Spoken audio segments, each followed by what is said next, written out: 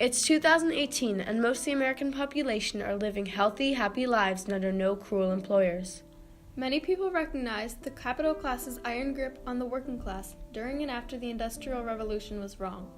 However, most were too scared to step up because of the possible repercussions. Without some specific people who truly pushed all their efforts into becoming social warriors, our society would still be like that of the Industrial Revolution period. So, imagine this. It's 2018, and tens of thousands of children are starving and dirty, receiving no education. It is unlikely that they will ever make it past the age of 20 because of the toxic environments, and even if they did, they would have no future. It's 2018, and tens of thousands of miners are still living in deadly conditions, going to work every day praying there won't be a letter sent home to their family explaining there was an accident, but with no ashes to be found. It's 2018, and the streets are overflowing with widows, small children clinging to their legs, tears running down their faces as they receive the news of how their coal mining fathers will never return. In 1901, thousands of workers from Pennsylvanian silk mills went on strike. The recent census had just come out stating that 1/6 of Americans under the age of 16 were employed. Around the same time, thousands of coal miners and their wives also went on strike. They held nothing but brooms and beat tin pans, but it was enough to get the government's attention. Both groups are led by Mary Mother Harris Jones, a woman whom, even through facing difficult times, was able to persist in working out a compromise on behalf of some of the two least represented working communities.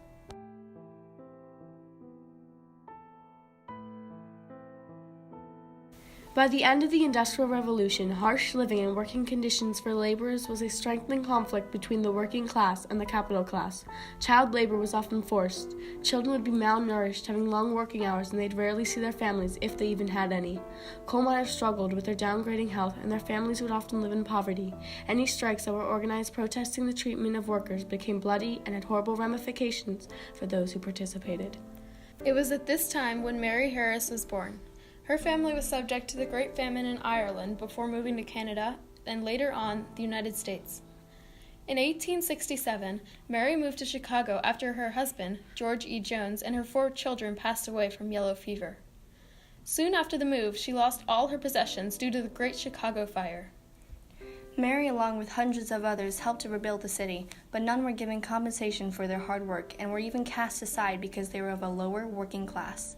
This is the main factor in her decision to represent and fight for workers. Mother Jones worked diligently to make a compromise on behalf of the workers by unifying with others who wished to make a difference, leading strikes as much as possible and making coal miners' living conditions known to the entire American population. Even before Mother Jones was aware of the conflicts in America, she was already witnessing great injustices in effect of the Great Famine in Ireland.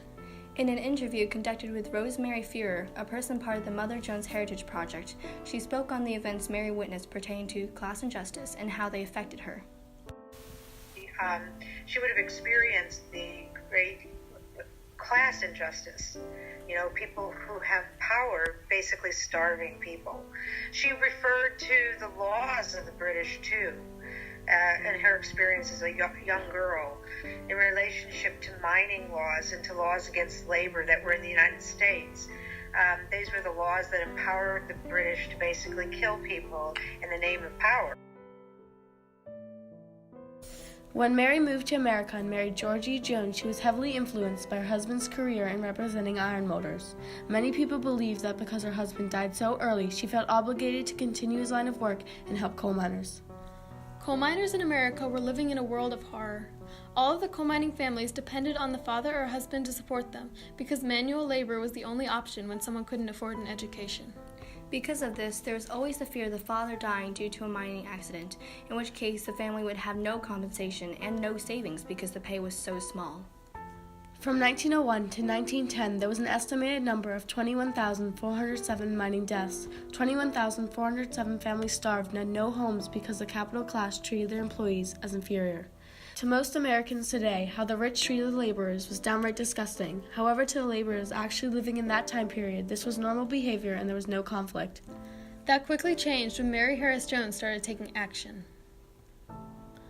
In April of 1914, 11 children and 2 wives were burned to death at the hands of the mercenaries and troops who were sent to Ludlow, Colorado, in effort to calm down striking miners. In Calumet, Michigan, where their miners were also on strike, mercenaries purposely yelled fire to kill 74 of striking miners during a Christmas party.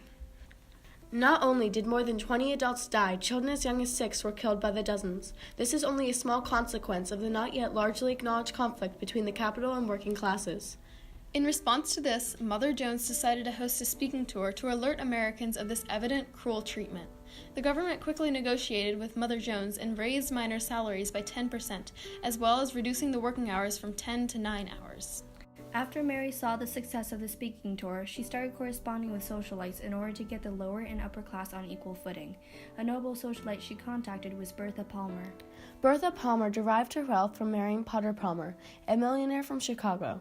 She was a strong feminist and worked with women suffragists. However, when Mary wrote to Miss Palmer, it was an attempt to alert the latter of the situation with the coal miners and to sign her on as a patron.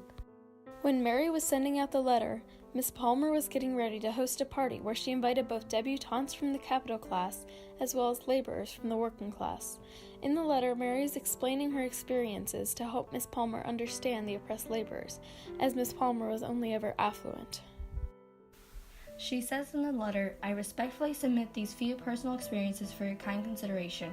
During the past 70 years of my life, I have been subject to the authority of the capitalist class, and for the last 35 years, I have been conscious of this fact.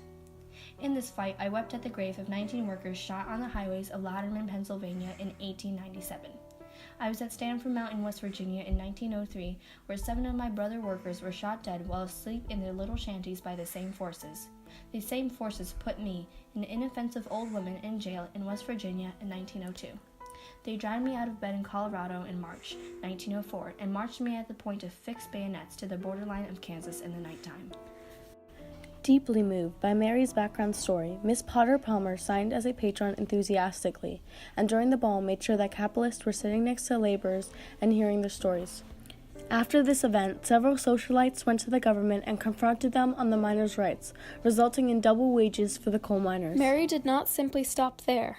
She even carried onwards with child laborers, specifically those who worked in textile mills. The children who worked in those environments were either forced to do so by their parents or were orphans. They had very limited amounts of food, and their hygiene was more than just uncleanly. In 1910, Mary visited a textile mill where children worked and reported on their working conditions. She published this report in a newspaper called Miners Magazine and says, "It is indeed true, they are sentenced to hard, brutal labor that gives no cheer, brings no recompense."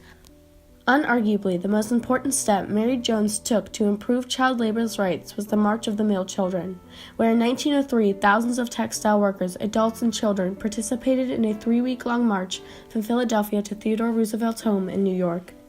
For her work with miners and children alike, Mary Harris Jones was nicknamed Mother Jones for her tenderness towards the laborers and Hellraiser for her nonstop effort in representing workers. She kept working with the government to create a compromise until her death in 1930.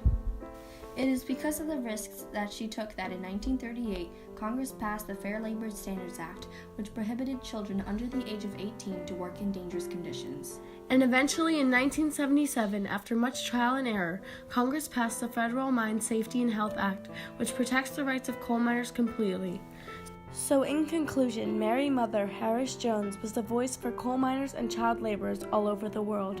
Although Mother Jones did intentionally create conflict, she realized that some can only be solved by understanding the problem and reaching a compromise.